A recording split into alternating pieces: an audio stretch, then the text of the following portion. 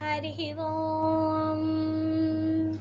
शुक्लाम्बरधरं विष्णुं शशिवर्णं चतुर्भुजं प्रसन्नवदनं ध्यायेत् सर्वविघ्नोपशान्तये। शारदा शारदाम्भोजवदना वदनाम्बुजे सर्वदा सर्वदास्माकं सन्निधिः सन्निधिं क्रियात्। गुरुर्ब्रह्मा गुरुर्विष्णुर्गुरुर्देवो महेश्वरः गुरुः साक्षात् परं ब्रह्म तस्मै श्रीगुरवे नमः। श्रीमन्महागणाधिपतये नमः। श्रीमहासरस्वत्यै नमः। श्रीगुरुभ्यो नमः। शङ्कारूपेण मच्चित्तं पङ्कीकृतमभूद्यया किङ्करीयस्य सामाया शङ्कराचार्यमाश्रये। भारती करुणापात्रं भारती पदभूषणं भारती पदमारूढं भारती तीर्थमाश्रये। विद्याविनयसम्पन्नं वीतरागं विवेकिनं वन्दे वेदान्ततत्त्वज्ञं विधुशेखरभारतीम्। श्रीललिताम्बिकायै नमः। దూర్వాస మహాముని రచించిన ఆర్య ద్విషతి. ఆర్య అంటే ఆర్య ఛందస్సు. మనం మూక పంచశతిలో ఆర్య శతకం చదివాము కదా, ఆ ఛందస్సులోనే ఈ శతకాన్ని దూర్వాస మహాముని రచించారు. ఈ దూర్వాస మహాముని ఇది ఎక్కడ ఉన్నది? ఈ ఆర్య ద్విషతి అనే దానికి లలితా స్థవరత్న స్తోత్రము అని అంటారు. ఈ లలితా స్థవరత్న స్తోత్రాన్ని ఎవరైతే పఠిస్తారో వారికి ఎంతో పూర్వజన్మ పుణ్య ఫలం ఉంటే తప్పితే దీని అసలు ముట్టుకోరు. దీని గురించి తెలుసుకోవాలనే ధ్యాస కూడా రాదు. అంత గొప్పదైన స్తోత్రం. ఆర్య, ఆర్యాంబ అమ్మవారిని, లలితాంబని ఆర్యాంబ అంటారు. అలా ఆర్య అంటూ అమ్మని సంబోధిస్తూ ఆర్య శతకాన్ని మీరు నేర్చుకున్నారు. అలాంటిదే ఆర్య ఛందస్సులో ఉండే మరొక శ్లోకరాజం అన్నమాట. దీంట్లో ఎన్ని శ్లోకాలు ఉంటాయి అంటే 212. కరెక్ట్గా 212 శ్లోకాలు ఉన్నాయి. ద్విశతి, ద్వి అంటే రెండు, శతి అంటే 100. ద్విశతి అంటే 200లకు పైన ఉన్న శ్లోకాలు. ఇది ఎక్కడ ఉన్నది? దీని గురించి ఏ పురాణాల్లో ఏదైనా సరే మనం పురాణ ప్రోక్తమైనది తెలుసుకోవాలి. దాంట్లోనే విజ్ఞానము విషయము అన్నీ ఉంటాయి. ఏ పురాణంలో ఉన్నది అంటే బ్రహ్మాండ పురాణంలో ఉన్నది. బ్రహ్మాండ పురాణంలో ఆర్య ఛందస్సుతోటి దూర్వాస మహాముని చేత చెప్పబడినది ఈ ఆర్య ద్విశతి. తెలుసుకున్నాం ఎవరు రచించారు, దేంట్లో ఉన్నది, ఎన్ని శ్లోకాలు ఉన్నాయి అనేది ఒక డేటా అంటూ మనకు వచ్చేసేసింది. అయితే ఆర్య ద్విశతి అంటున్నారు, లలితా స్తవరత్న స్తోత్రము అంటున్నారు. అంటే ఆర్య ద్విశతి అంటే 200 శ్లోకాలు పైగా ఉన్నదని చెప్పని ఆర్య ద్విశతి అన్నారు. 213 శ్లోకాలు బ్రహ్మాండ పురాణంలో ఉన్నది అని చెప్పని తెలుసుకున్నాం. ఎవరి గురించి మనకు ముందు కావాల్సినదే కదా, ఎవరి గురించి మనం తెలుసుకుంటున్నాము? అమ్మవారా, అయ్యవారా, ఇంకా ఎవరు? ఎవరు అంటే అమ్మవారి యొక్క ఇల్లు, అమ్మ ఇల్లు మణిద్వీపము. మణిద్వీపంలో మనకి ఏ ఏ ప్రాకారాలతో ఉండి అమ్మవారి మణిద్వీపాన్ని దేవీ భాగవతంలో ఉన్నది మనం ఎలాగైతే సాధన చేస్తూ ఉన్నామో అలా అమ్మవారి యొక్క మణిద్వీపము. మరి అమ్మవారు ఉండే ఇల్లు అనేది ఎవరు కట్టినది కాదు. అమ్మవారి ఇల్లు ఎవరు కట్టినది కాదు, అమ్మవారి యొక్క సంకల్ప బలముతో కట్టినది. మరి ఆర్య ద్విశతిలో చెప్పబడిన అమ్మవారి యొక్క ఇల్లు అమ్మవారి కోసమని కట్టబడిన ఇల్లు. మణిద్వీపంలో అమ్మవారి ఇల్లు ఎలా ఉంటుందో అలా ఇది కట్టబడింది. ఇది అర్థమైందా? అసలు ఒక స్ట్రక్చర్ అంటూ మీకు తెలిసింది. ఆర్యద్విషుతి అంటే ఏమిటి అనేది ఒక అవగాహన అనేది కలిగింది. ఇది ఎవరు రచించారు? ఎవరు రచించారు అంటే దూర్వాస మహాముని. మనం ఏది చేసుకున్నా ఋషి ప్రోక్తమైనదే చదవాలి, ఋషి ప్రోక్తమైనదే పారాయణ చెయ్యాలి, గురువులు చెప్పినదే మనము వినాలి. అందుకనే జగద్గురు రచించినవన్నీ మనం నేర్చుకుంటున్నాము. ఈ దూర్వాస మహాముని అనే అతను ఎవరికి పుట్టినవారు? అత్రి మహర్షికి పుట్టినవాళ్ళు. అత్రి మహర్షికి త్రిమూర్తుల వరంగా పుట్టినవారు. అనసూయ పుత్రుడు దూర్వాస మహాముని.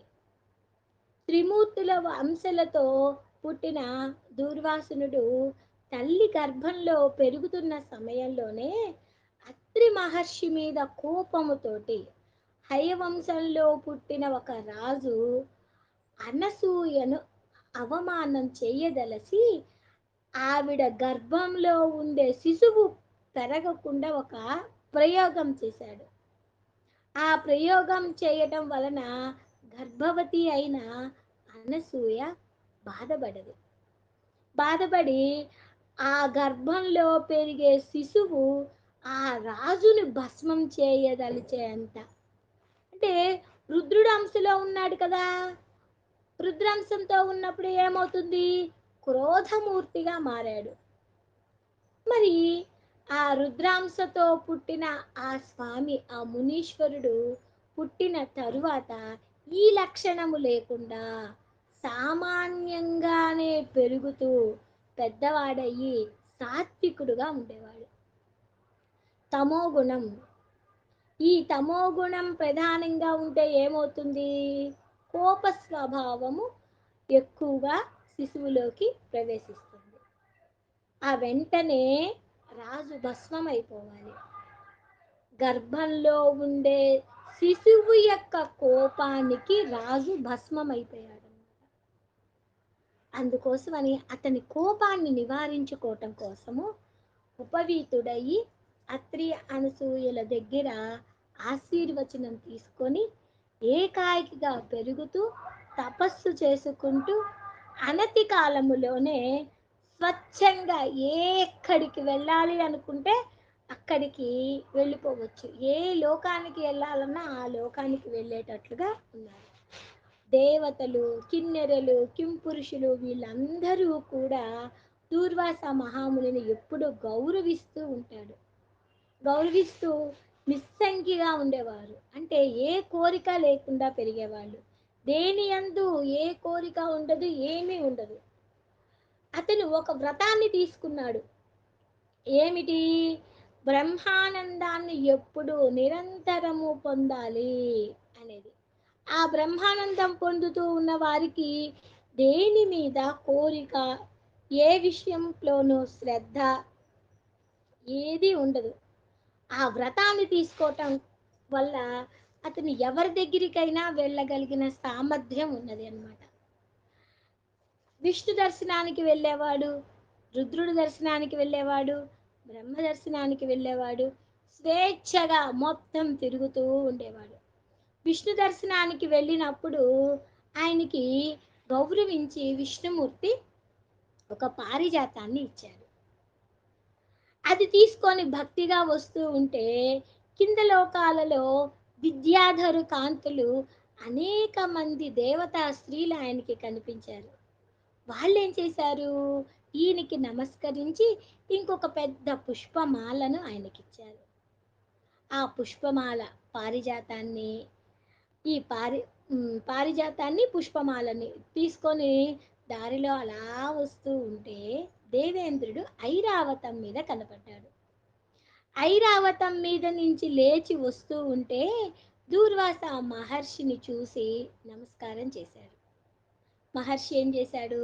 ఓహో, నీవు దేవేంద్రుడివి కదా, ఇదిగో ఈ పుష్పమాలను తీసుకో. నమస్కారానికి ప్రతి నమస్కారం చేసుకుంటూ విష్ణువు ఇచ్చిన పారిజాతాన్ని, దేవకాంతలు ఇచ్చిన పుష్పమాలని ఇంద్రుడికి ఇచ్చేశాడు. గర్వం అనేది ఎంతటి వాళ్ళనైనా ఎంత పతనానికి తీసుకొస్తుంది అనే విషయము దేవేంద్రుడి విషయంలో చూడండి. ఇంద్రుడు గొప్పవాడు.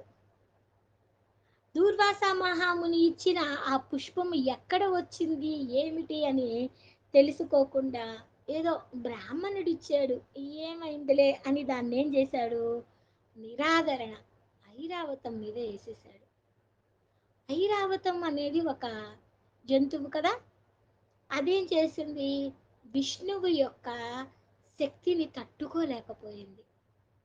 తట్టుకోలేక దాన్ని కింద పడేసి కాలుతో తన్ని తొక్కి నానా ఛిద్రం చేసేసింది. అప్పుడు దూర్వాస మహామునికి కోపం వచ్చింది. పవిత్రమైన వస్తువుని నా చేత్తో ఇస్తే కళ్ళకి అత్తుకొని నెత్తిన పెట్టుకోకుండా పశువులాగా ప్రవర్తించి పశువు తల మీద పెడతావా? నీకింత గర్వం ఎందుకు వచ్చింది? ఐశ్వర్యం ఉన్నదనే కదా. అందుకని నీ ఐశ్వర్యం మొత్తము కూడా సముద్రం పాలవుగాక అని శపించారు. అప్పుడు అయ్యవారు మొత్తు దిగింది. దేవేంద్రుడు ఏదైనా తప్పు చేస్తే శపిస్తేనే వాళ్ళు మళ్ళీ కాళ్ళ వెళ్ళ పడతారు. అప్పుడు అడిగారు, స్వామి నేను తప్పు చేశాను, నన్నేం చేయమంటారు? నా శిరస్సు ఐరావతం యొక్క శిరస్సు ఖండించబడిపోయింది. ఐరావతం మీద అది తట్టుకోలేకపోయింది కదా, ఐరావతం యొక్క శిరస్సు పడిపోయింది. దేవేంద్రుడి యొక్క సంపద మొత్తము కూడా సముద్రం పాలైపోయింది. ఏం చేయమంటారు స్వామి అంటే, మళ్ళా పాల సముద్రం మదించినప్పుడు నీకు అవన్నీ లభిస్తాయి అని దేవేంద్రుడికి శాప విమోచనం ఇచ్చి, అదే ఐరావతము మనకి వినాయకుడికి ముఖముగా శిరస్సుగా అతికించబడినది అని దూర్వాస మహాముని యొక్క చరిత్రను విష్ణు పురాణంలో ఈ ఘట్టంతో చెప్తూ ఉంటారు. అంత గొప్ప మహాతత్వవేత్త. ఒకసారి దూర్వాస మహాముని వివాహం చేస్తున్నాడట.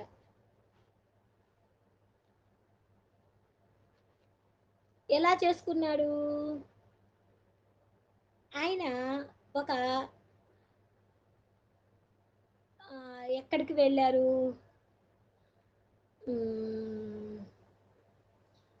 ఏదో ఒక ఉద్యానవనానికి వెళితే అక్కడ చాలామంది స్త్రీలు ఆడుకుంటూ అలాగా ఉన్నారట.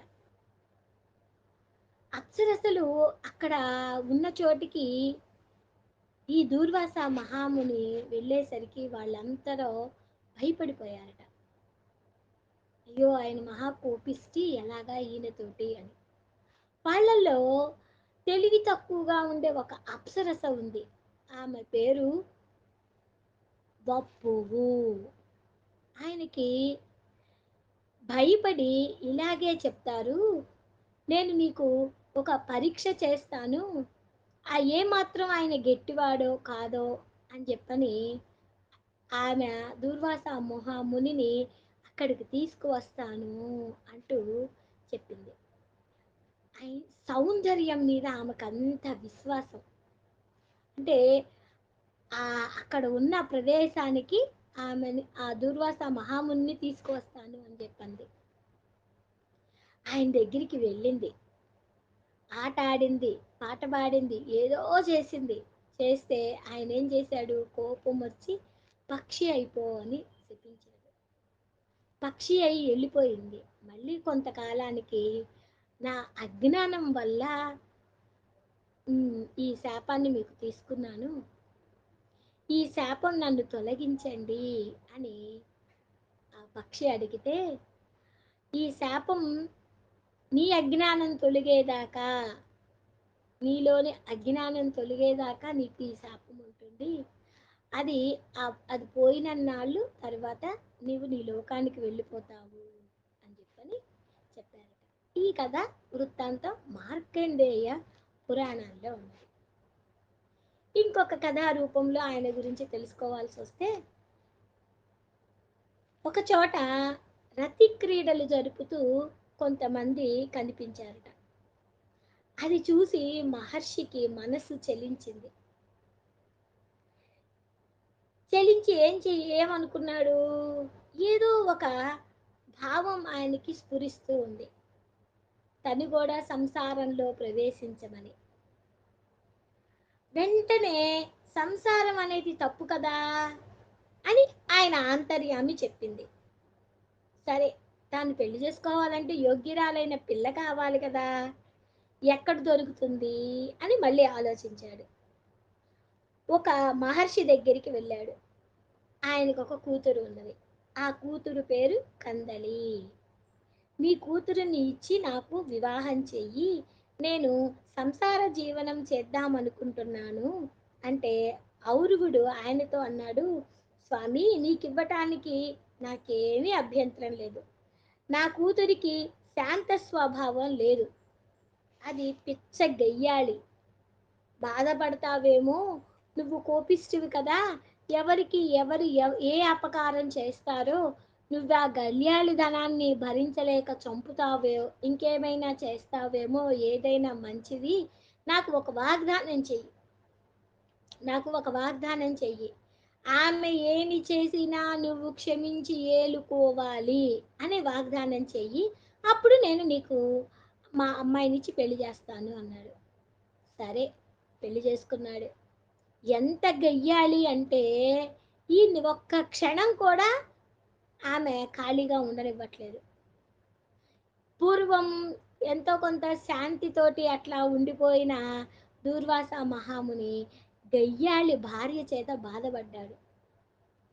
అదే దేవేంద్రుడు లాంటి వాడైతే ఒక క్షణం శపించేసేసేసేవాడు, బూడిద చేసేవాడు. అంత తపస్సంపన్నుడు. కానీ కట్టుకున్న భార్య, దానిలో వాగ్దానం చేశాడు. చచ్చినట్టు బతుకుతున్నాడు. చివరికి ఆయన సహనం కూడా సహించి తగ్గి మొత్తం పోయింది. ఏం చెయ్యాలి? భరించటానికి భారంగా ఉన్నది గయ్యాళితనం. ఆ గయ్యాళితనాన్ని లొంగదీసుకునే సాత్వికత్వం అతనిలో లేదు. ఆ సాత్వికత ఉంటే భార్యాభర్తల మధ్య సంసారం సాగరంలా చక్కగా సాగిపోతూ ఉంటుంది. కర్మ కర్మ అనుభవించక తప్పదు. విసిగెత్తిపోయాడు. ఇంత శక్తి ఉండి నాకేమీ చెయ్యలేకపోతున్నాను అనుకున్నాడు. కళ్ళు మూసుకొని కూర్చున్నాడనుకో, ఏంటి కళ్ళు మూసుకొని కూర్చున్నావు, రాయిలాగా ఉన్నావేంటి, మాట్లాడటమేంటి అంటూ ఒకవైపు. ఇక ఆయన బాధ తట్టుకోలేక ఒక్క చూపు చూశాడు. ఆవిడ బూడిదైపోయింది. ఆ బూడిద అయిపోయిన తర్వాత ఆమె శరీరంలో నుంచి ఒక దివ్య కాంతి అలా వచ్చింది. ఆమె కారణ జన్మురాలు. వెళ్తూ వెళ్తూ ఆమె చెప్పింది, నేను ఔరుగుడికి మానవ మాతృలుగానే పుట్టాను. పూర్వకర్మ చేత నిన్ను బాధించబడ్డాను, నన్ను క్షమించండి అని చెప్పి ఆవిడ వెళ్ళిపోయింది. ఆమె వెళ్ళిపోయిన తరువాత లోపల మదన పడ్డాడు దూర్వాస మహాముని. నాకేంటి ఇలాగైంది? లోకంలో ఏం చెప్పుకుంటారు నన్ను గురించి? ఒక భార్యని చంపేశాడు అని చెప్పుకోరా? ఎంత గయ్యాలి అయినా కూడా ఎంతో కొంత ప్రేమ ఉంటుంది కదా! లోకంలో నన్ను అందరూ భార్యని చెప్పుకుంటారే అని ఆయన మనసుకి బాధ కలిగిందట.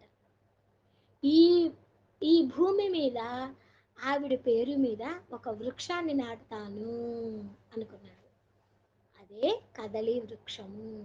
ఆ కదలి వృక్ష జాతిని ఈయన నడిపించాడు, పుట్టించాడు. అందుకనే ఆవిడ పేరు శాశ్వతంగా ఉండేటట్లుగా కదలి అనే చెట్టును సృష్టించి, ఆమెకు ఆయన మీద కోపము, బాధ, చంపాను అనే ఇది లేకుండా శాశ్వతంగా తన కోపాన్ని అణుచుకున్నాడు.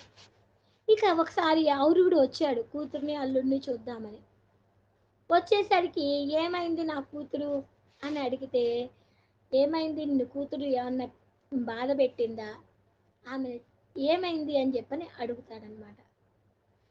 కళ్ళు మూసుకొని ఉన్నాడు. అగ్నిహోత్రంలా ఉంది, అగ్నిహోత్రంలా ఉండే నా కంటి నుంచి ఆమె ఇలా అయిపోయింది, అలా అయిపోయిన దానికి ఇట్లా చెప్తాడు విషయాన్ని మొత్తం. అయ్యా నువ్వు పరమ కోపిష్టివని తెలుసు, నా కూతురు అవివేకి అని తెలుసు, బూడిద చేసి నాకు దుఃఖాన్ని మిగిల్చావే, దీనికి ఫలం నువ్వు అనుభవించక దుఃఖిస్తావు అని చెప్పని తిట్టిపోశాడట ఆరుగుడు అనే మహాముని. ఈ కథ అంతా బ్రహ్మవైవర్త పురాణాలలో ఉన్నది. అంటే ఒక్కొక్క పురాణాలలో ఆయన గురించి కథలు కథలుగా మనకి కనిపిస్తూ ఉన్నది. ఇలా రచించిన మనము ఆర్యాద్విషతి అనే ఒక 200 శ్లోకాలతో ఉన్న దీని గురించి చెప్తూ ఉంటే ఇంకా ఎంతైనా వస్తూనే ఉంటుంది. అంత గొప్ప మహాముని. మనకి రుద్ర కవచం అనేది మీకు అందరికీ ఇప్పుడు చాలామంది రుద్ర నేర్చుకుంటున్నారు కాబట్టి రుద్ర కవచం అనేది మనకి పరిపాటిగా ఉన్నది. ఈ రుద్ర కవచాన్ని ఉపదేశించింది కూడా దూర్వాస మహామునే. ఆ దూర్వాస మహాముని ఒకటి కాదు ఎన్నో రచనలు చేశారు మనకి. ఇక మనము అసలు కథలోకి వెళదాం. అసలు ఆర్యాద్విషతిలోకి వెళదాం. ఆర్యాద్విషతిలోకి వెళ్ళేటప్పుడు దేవీ భాగవతంలో ఉండే లలిత అమ్మవారి గురించి యొక్క ఇల్లు, అలానే మనకి ఇప్పుడు చెప్తున్న ఆర్యాద్విషతి, ఈ రెండిటికి కూడా దగ్గర సంబంధం ఉన్నది. దాంట్లో కూడా దాన్ని ఏమంటారు, ప్రాకారాలతో ఉన్నది. మనకి అన్ని ప్రాకారాలతో ఉన్నది అని చెప్తూ ఉంటారు కదా, అలానే ఇది కూడా ఎన్నో ప్రాకారాలతోటి ఉన్న ఒక పద్యరాగం, చక్కటి పద్యాలు. ఫస్ట్ శ్లోకానికి వెళదామా ఒక్కసారి. మొదటి పద్యంలో చూద్దాం. వందే గజేంద్రవదనం వామాంకారూఢవల్లభాశ్లిష్టం కుంకుమపరాగశోణం కువలయనీజారకోరకాపీడం వందే. వందే అంటే ముందుగానే నమస్కారం చేస్తున్నారు. వందే గజేంద్ర వదనం. గజేంద్రుడు అంటే ఎవరు? వినాయకుడు. వందే గజేంద్ర వదనం వామాంకారూఢ.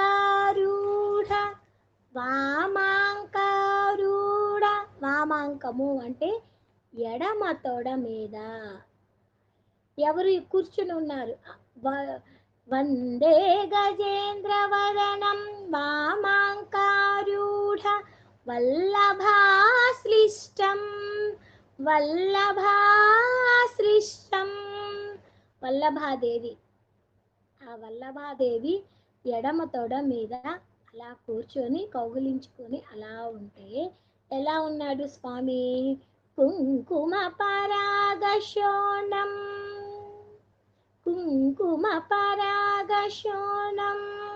ఎర్రటి కాంతి కలిగిన స్వామి. కువలయని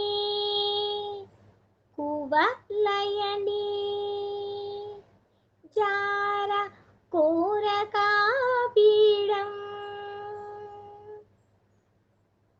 కువలయని అంటే కలువ కొలనులో ఉండే చంద్రవంక లాగా సన్నని చంద్రవంకని ధరించరు. అంటే ఏనుగు ముఖముతో ఉన్న వల్లభ అమ్మవారిని ఎడమ తొడ మీద కూర్చోబెట్టుకొని ఉన్న గజేంద్రుడైన ఆ స్వామిని మనం, వినాయక స్వామిని మనం నమస్కరిస్తున్నాము.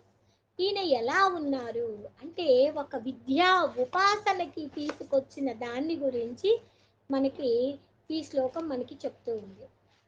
శ్రీ విద్యా ఉపాసనలో ముందుగా గణపతిని ఆరాధిస్తాము. ఆ గణపతి ఎలా ఉన్నారో ఇక్కడ కూడా ఈ గణపతే ఆ గణపతి.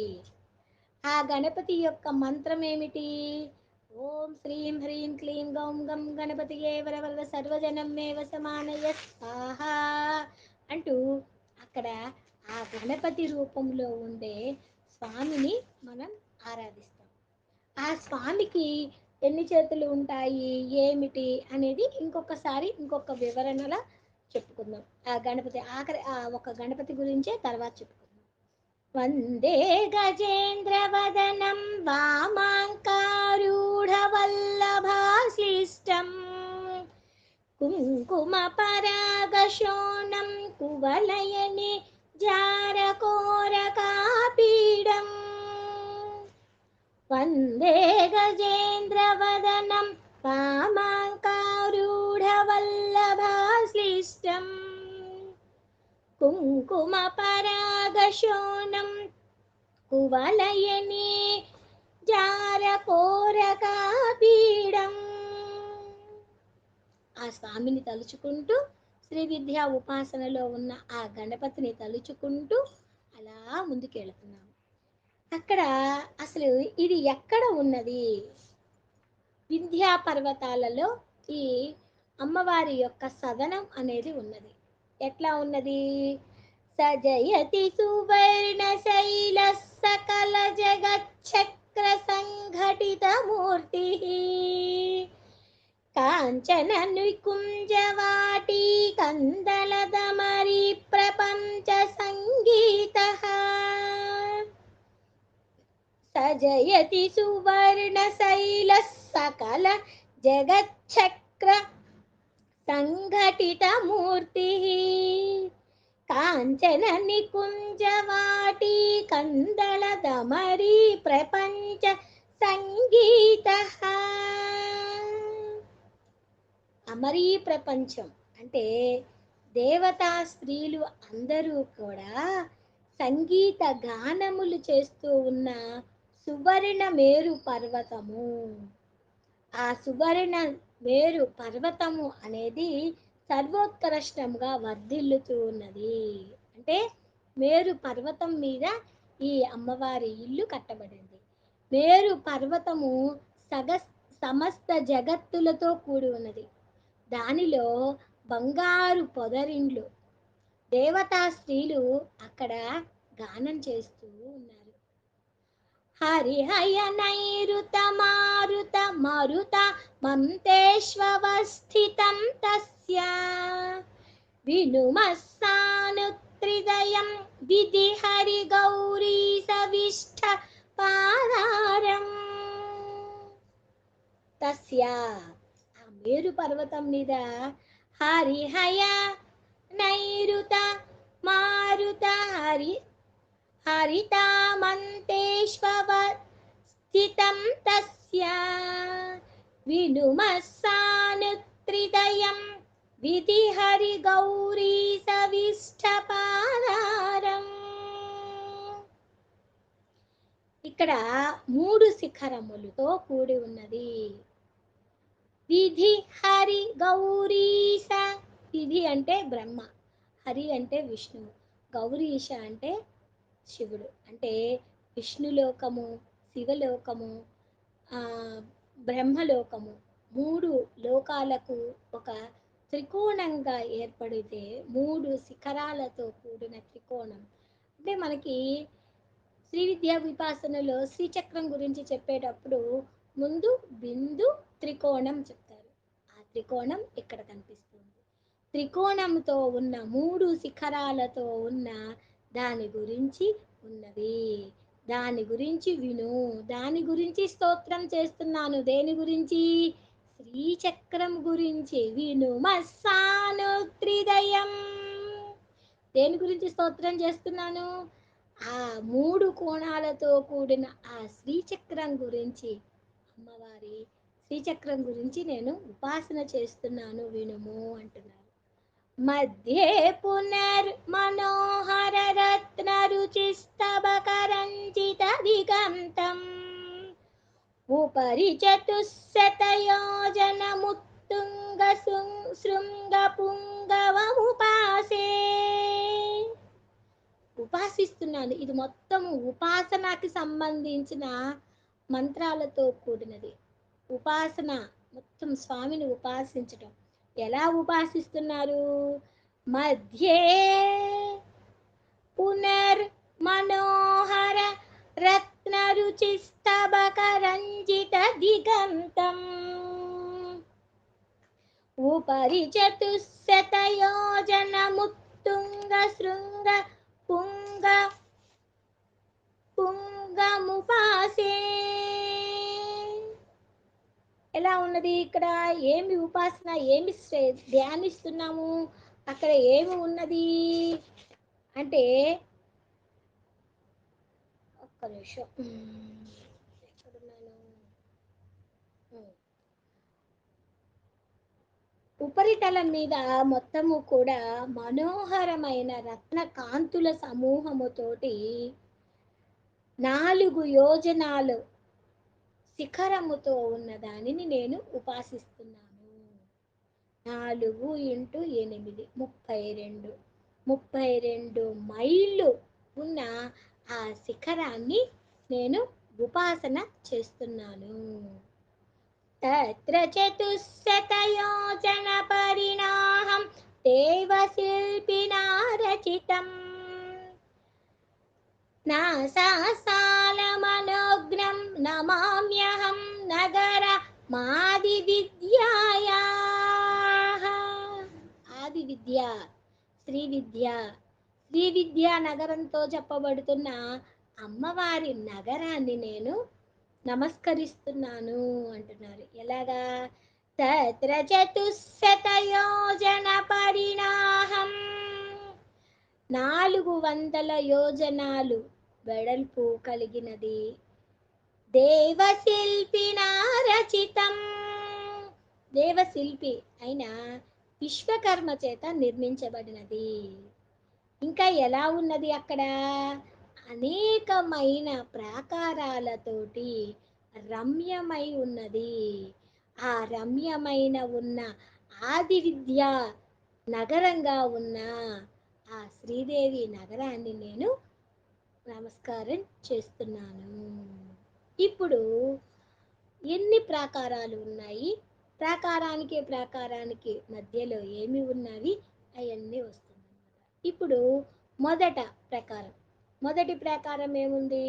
ప్రథమం సహస్రపూర్వక షట్శత సంఖ్యాకయోజినం పరితః వలయీకృత స్వగాత్రం వరణం చరణం వ్రజామ్యయో రూపం.